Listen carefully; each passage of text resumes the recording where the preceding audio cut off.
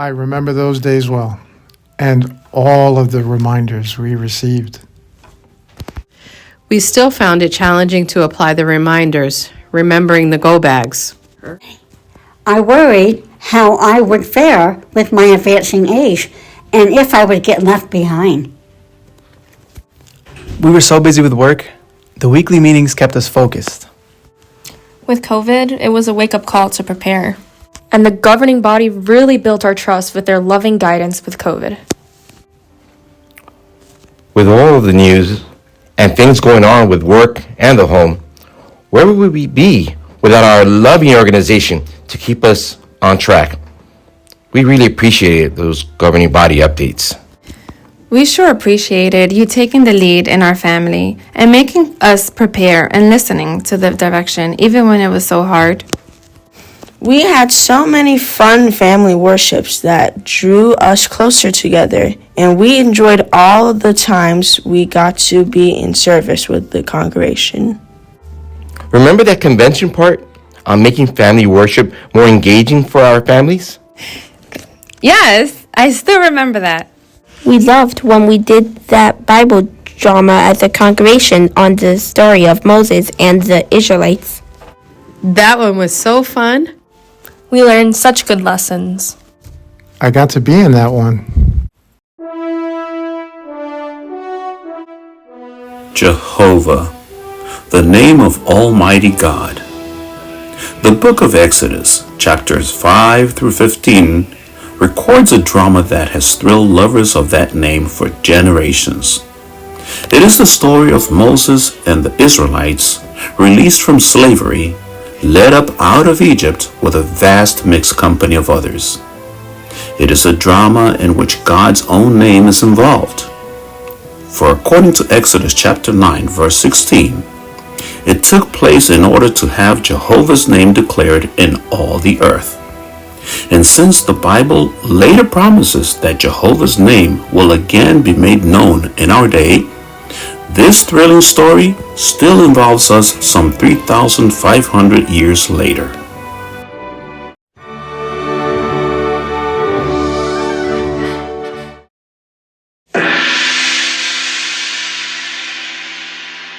O mighty Pharaoh, Lord of the city of Noth, O tent of arm, living forever, life, prosperity, health, two men, Moses and Aaron, who say they represent the Hebrews and their God, Jehovah, request audience with you on a matter of utmost importance to both our great nation and their miserable interests. Bring them before me. Demand of these settlers the reason for this intrusion. Oh, Moses and Aaron, how dare you slave agitators be so bold as to appear before Pharaoh, our Holy One, majestic in appearance, mighty in strength. Speak, Moses, but weigh your words carefully. Oh, Pharaoh, this is what Jehovah, the God of Israel, has said. Send my people away, that they may celebrate a festival to me in the wilderness. Jehovah, the God of Israel? Who is Jehovah, so that I should obey his voice to send Israel away? I do not know Jehovah at all, and what is more, I am not going to send Israel away. Oh, Pharaoh, the God of the Hebrews has come in touch with us. We want to go, please, a journey of 3 days into the wilderness, and to sacrifice to Jehovah our God. Otherwise, he may strike us with pestilence or with the sword. Why is it, Moses and Aaron, that you cause people to leave off from their works? Go bearing your burdens. Look, the people of the land are not many, and you make them desist from their bearing of burdens. Send Jehovah's people away, shall I? Send Jehovah's people away? Lazy slaves relaxing? Hotep! Yes, O Pharaoh? Are we still giving those Hebrew slaves straw with which to make bricks? Yes, Pharaoh. No more. Make those Hebrews work. Command the slave drivers and their officers to let the slaves gather straw for themselves. Moreover, the required amount of bricks that they were making formerly, you will further impose upon them. We want to sacrifice to our God. Let the servants be heavy upon the men. Who is Jehovah that I should send his people away?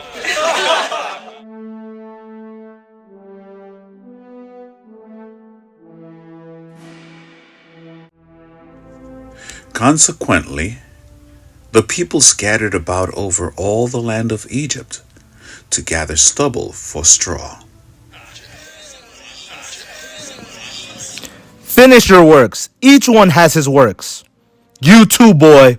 All of you. Gather that straw. Make those bricks. You there.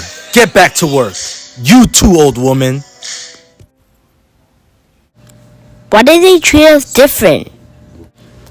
Because we are different. How are we different, Father? We are different because we are people called by Jehovah's name, and we are no part of Egypt. Would they treat us nicer if we were Egyptian? Perhaps, but Jehovah wants his name to be known. He will show his hand against the Egyptians, and we must endure until then. And then we'll go? Yes, then we'll go. Look, Moses and Aaron too. Troublemakers for all of us. May Jehovah look upon you and judge, Moses and Aaron. Why did you have to go and speak to Pharaoh? They'll kill us all. And you told us we'd be delivered. O Jehovah, why have you caused evil to this people? Why have you sent me? Moses, now you will see what I shall do to Pharaoh. Because on account of a strong hand he will send them away. I am Jehovah. Speak to Pharaoh everything that I am speaking to you. Thus it was that Jehovah spoke to Moses. Jehovah was determined that all, both Israelites and Egyptians, see the real issue that existed, the war between gods. How would Jehovah's name be exalted above all others?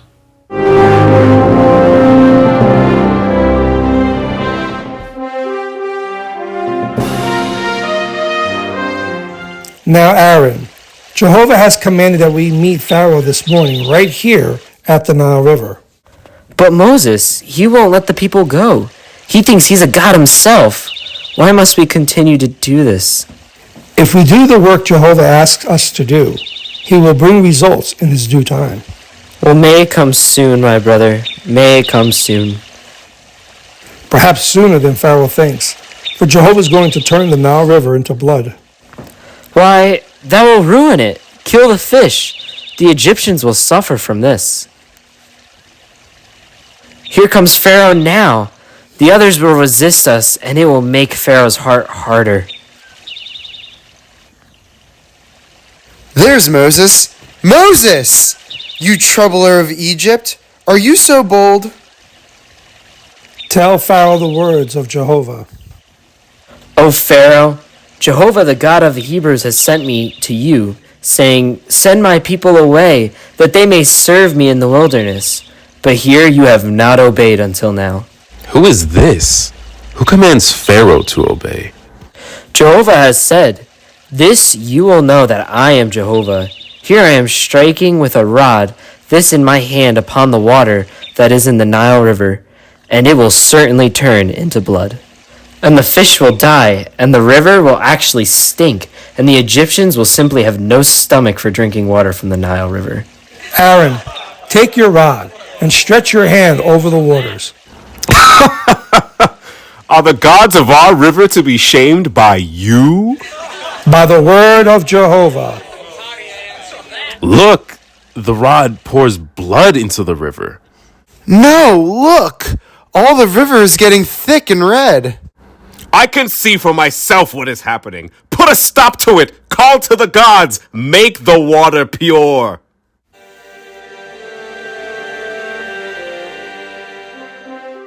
And the fish that were in the Nile River died. So the river began to stink.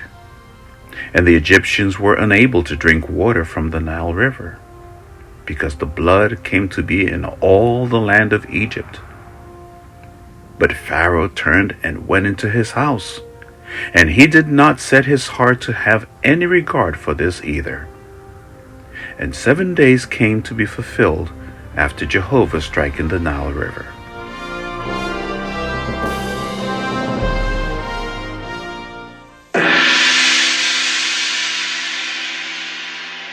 O mighty Pharaoh, Lord of the city of Noth, 2 men, Moses and Aaron. Bring them before me. I know why they're here. Ah, Moses and Aaron, have you come to see the foolishness of what you have done? The priests of Egypt have duplicated your simple trick, and there is not water anywhere, not even for you. Oh, Pharaoh, Jehovah has said, send my people away, that they may serve. Jehovah! Jehovah! Why doesn't Jehovah speak for himself? Tell me, Aaron, what will Jehovah do to me if I do not send the Hebrews away? If you keep refusing to send them away, Jehovah will plague all your territory with frogs, and the Nile River will fairly teem with frogs. And they will certainly come up and enter into your house, and your inner bedroom, and upon your couch, and into the house of your servants, and on your people, and into your ovens, and into your kneading troughs, and on you, and on your people, and on all your servants, the frogs will come up. Oh, mighty Pharaoh, Moses and Aaron are leaving. Do you have a word for them? Let them leave. Let them call to the God for frogs. And at the word of Jehovah, Aaron stretched his hand out over the waters of Egypt, and the frogs began to come up and to cover the land of Egypt.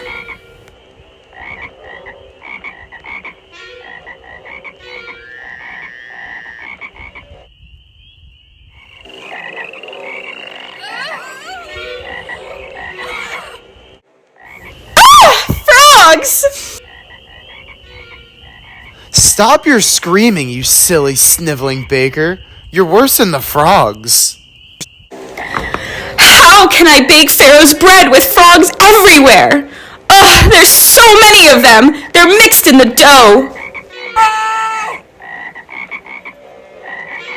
These cursed frogs are everywhere. Curse that Jehovah for sending these things. Hotep! You called, O Pharaoh? Clean these things out of here. They're on my very couch. I'm going mad from their croaking. Yes, Pharaoh. Besides, the frogs are plaguing the Hebrews just as much as us. Get out of here and have Moses brought in.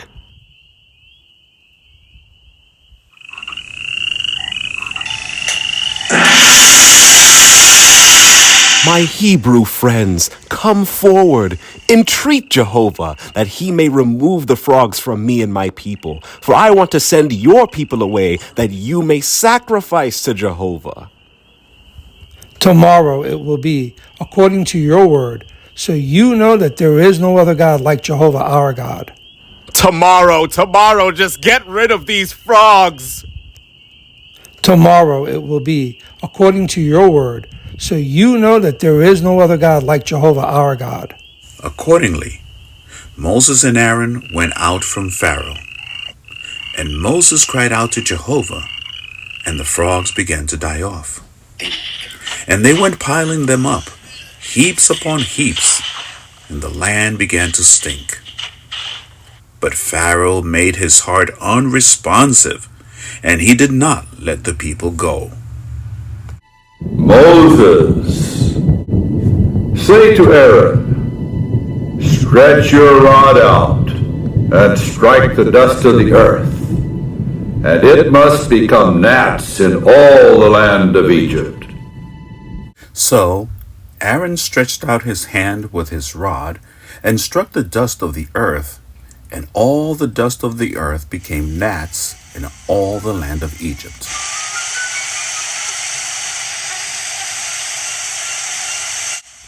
Pharaoh, oh Pharaoh, we've tried to get rid of these gnats, but we're unable. It's the finger of God, Jehovah. We humbly request, Great One, that you let his people go. No, I'll never let the Hebrews go. Jehovah called to Moses. Get up early in the morning and take a position in front of Pharaoh. He is coming out to the water.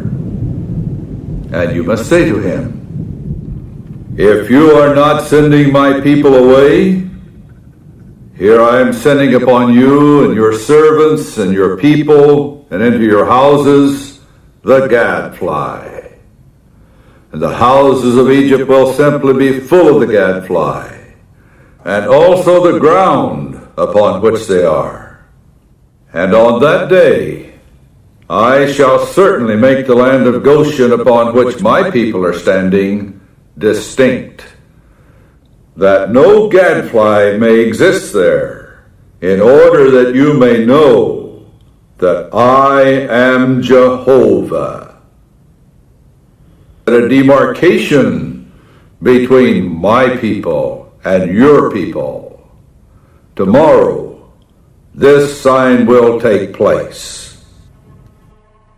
And the next day, heavy swarms of gadflies began to invade the house of Pharaoh, the house of his servants, and all the land of Egypt.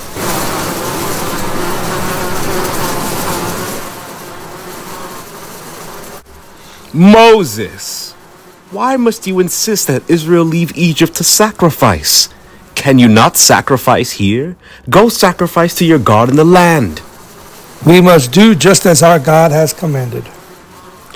You will indeed sacrifice to Jehovah your God in the wilderness. Stop these gadflies. The gadflies will turn away from you tomorrow. So Jehovah did according to Moses' word, and the gadflies turned away from Pharaoh. However, Pharaoh made his heart unresponsive this time also, and did not send the people away. Consequently, Jehovah's hand came upon the livestock in their fields. All sorts of livestock of Egypt began to die.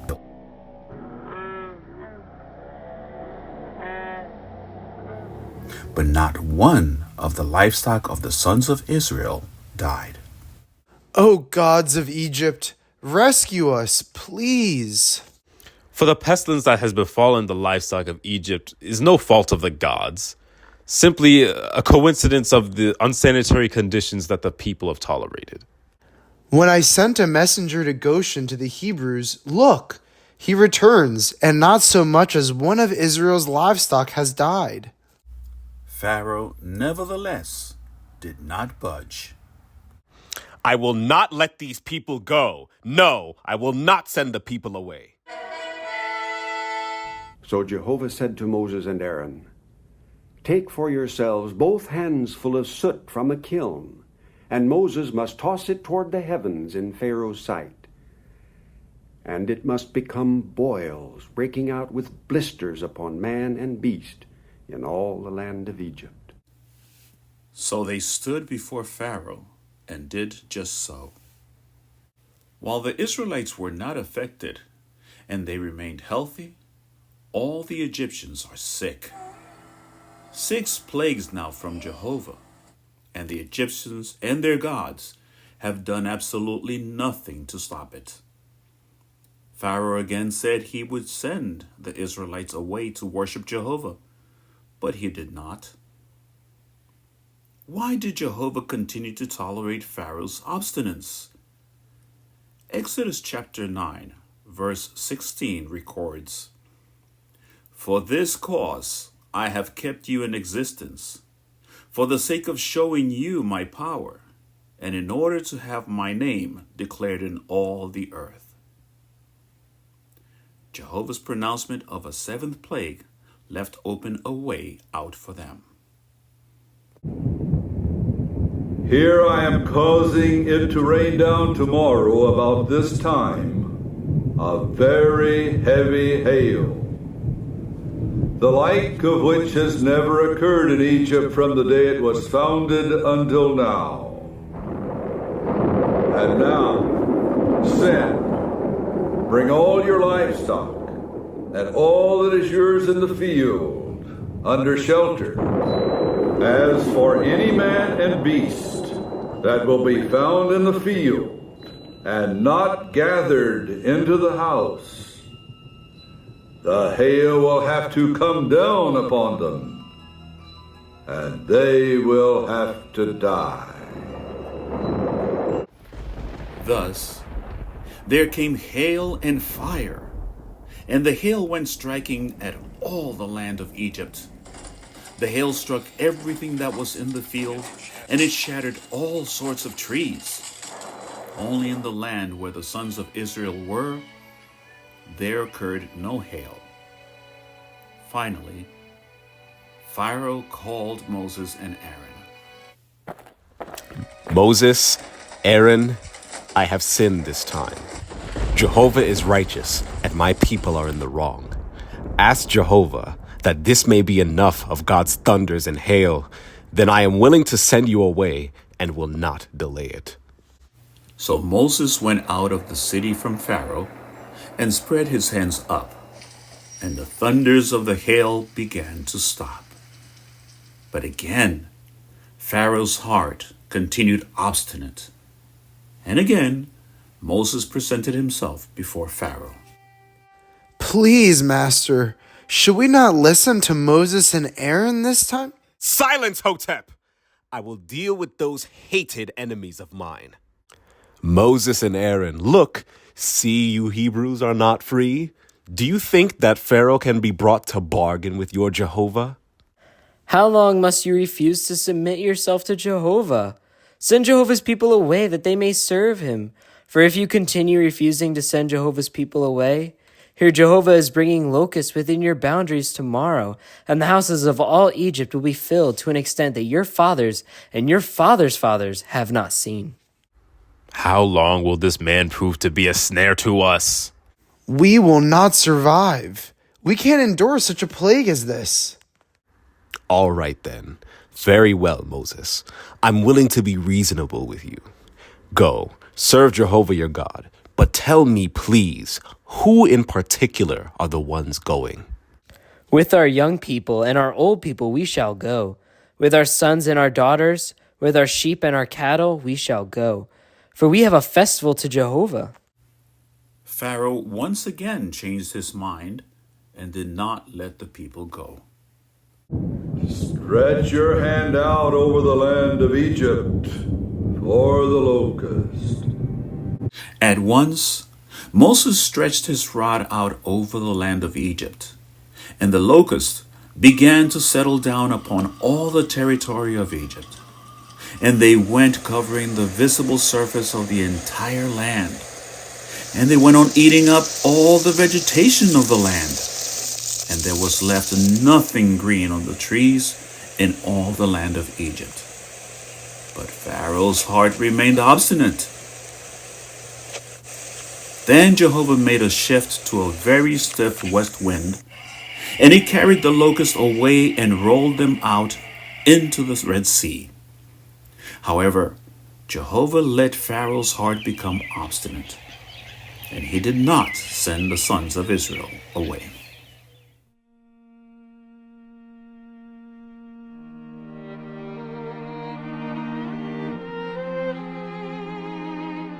Do you think we'll be here much longer, Mother? We could only wait and see. Jehovah has been good to his people. How thankful we should be for his protection.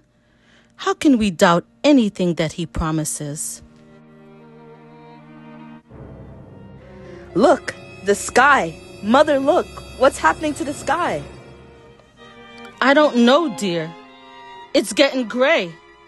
There's not a cloud in the sky. I can't see anything in Egypt anymore. It looks like a black wall of death, as high as you can see. It must be another plague from Jehovah. The ninth plague. A gloomy darkness began to occur in all the land of Egypt for 3 days. But for all the sons of Israel, there proved to be light in their dwellings.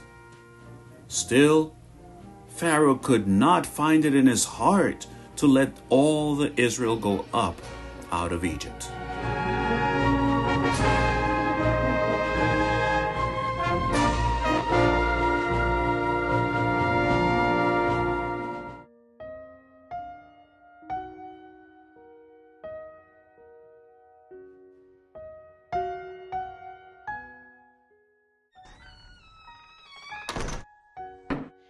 Bring me the mantle there on the bench and the water skins. Why? Are we packing to travel? Father, are we going someplace? Jehovah has commanded us through Moses to be ready to leave Egypt tonight.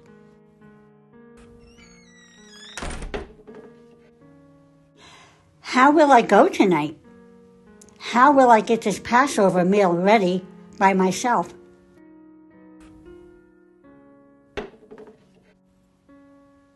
Am I really to leave Egypt by myself? How can we get things ready tonight when there's so much work to do for the Egyptians? Are we sure this is happening tonight?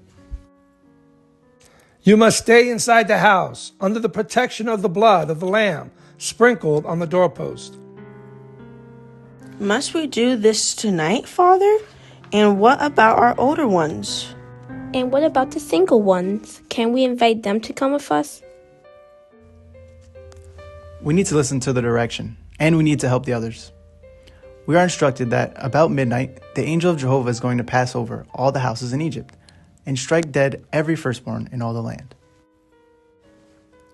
We were told that only among the families of God's people who are inside their houses where the blood is sprinkled on the doorpost will be passed over. Will Jehovah's angel spare our firstborn? This is a sacred night and a sacred meal for which the Israelites owed a special thanks. Each one began to pray. They thanked Jehovah for this Passover supper and for their salvation through the blood of the Lamb. For they knew that God's plagues against the Egyptians would mean the deliverance of their household. There was not even time to ferment the cakes. Jehovah commanded that they celebrate this meal in readiness for their deliverance. Jehovah's angel strikes down only the firstborn of Egypt.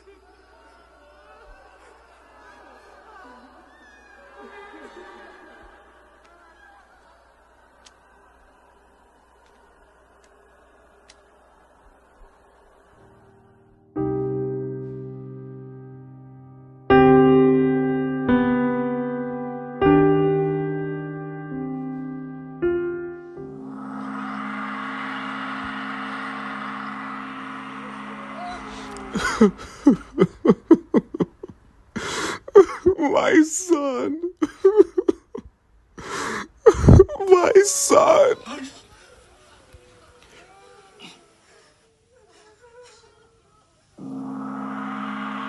Bring Moses before me. Bring Moses before me now. Why did it have to come to this? Get out from the midst of my people. You and the other sons of Israel, go. Serve your God. Take your flocks, take your herds, just as you have stated, and go.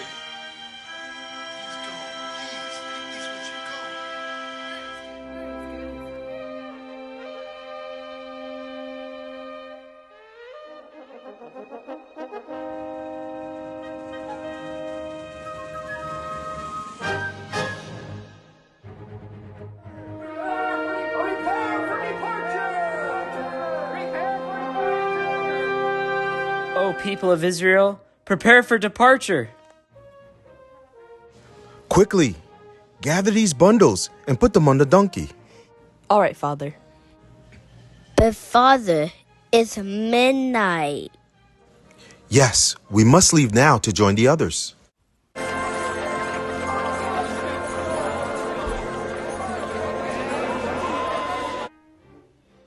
Excuse me, my brother. Yes, Moses. This Egyptian will join us. May he accompany your household? I am Hotep. Please, as a fellow slave, may I worship Jehovah with you? Come, and may Jehovah be your refuge. And the sons of Israel proceeded to depart to the number of 600,000 able-bodied men on foot, besides women and children. And a vast mixed company also ended up with them, as well as flocks and herds, a very numerous stock of animals. So all the sons of Israel did just as Jehovah had commanded Moses and Aaron.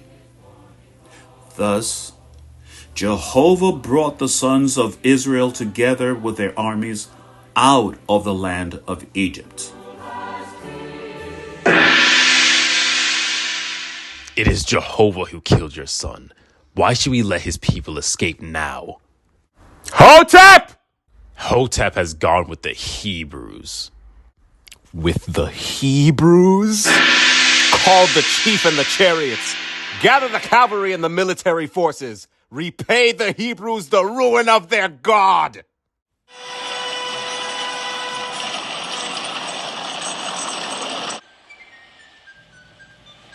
Father, why are we camping here? It's strange that we should come back here when we were already in Egypt. But we've come to appreciate that Jehovah is leading the way. The pillar of fire lights up the whole sky, Father. Look, you can see the reflection jump ahead of us on the seashore.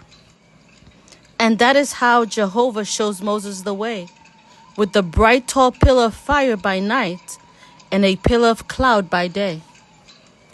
How lovingly Jehovah inspires our confidence. It is amazing.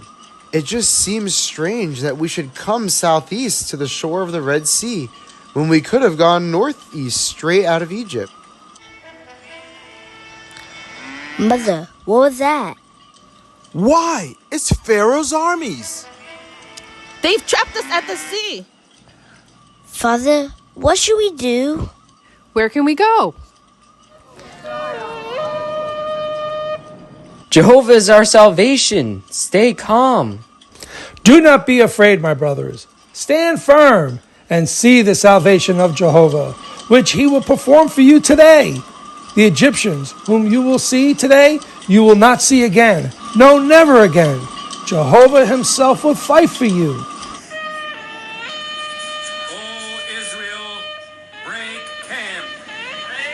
Jehovah instructed Moses to lift up his rod, stretch his hand out over the sea, and split it apart. Now the sons of Israel were able to go through the midst of the sea on dry land. The pillar of fire picked itself up and came back over the Israelites, placing itself between them and the Egyptians. This cloud has blocked the Hebrews from attack. So the Egyptians took up the pursuit. All the horses of Pharaoh, his war chariots, and his cavalrymen began going in after them into the midst of the sea. Now Jehovah began to look out upon the camp of the Egyptians from within the pillar of fire and cloud, and he went throwing the camp of the Egyptians into confusion. And he kept taking wheels of their chariots, so that they were driving them with difficulty.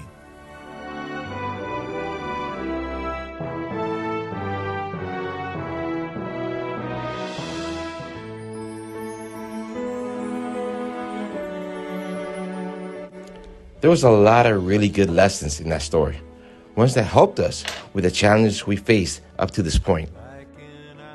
Yeah, like how the governing body led us through the last days, like the pillars of fire and cloud led the Israelites. They didn't know what was happening at the Red Sea, and neither did we. It took faith and trust in Jehovah for those Israelites in Moses' day, and for us. Yeah, then when Armageddon came, we knew how to follow the lead. None of us knew Jehovah's plan or how it all would work out. But examples like those Israelites helped me to be unafraid. So many of us helped one another through it all, just like the Israelites. And now we're in paradise. Yeah, enjoying God's new world forever.